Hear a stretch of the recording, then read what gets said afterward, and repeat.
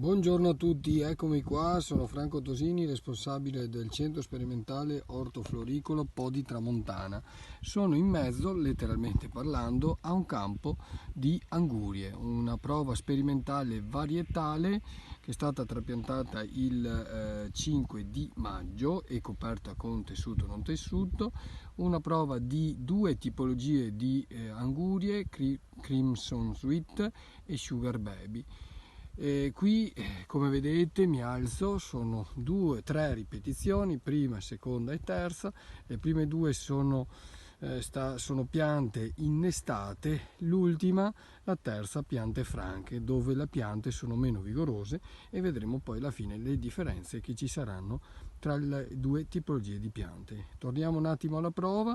Abbiamo come detto 11 cultivar di Sugar Baby, 32 di Crimson, abbiamo un impollinatore che è l'SP7 e i portinesti usati sono l'Enfasi della Syngenta, il portinesto della Sugar Baby, e Macis della Nunems, è il portinesto che abbiamo utilizzato per la Crimson.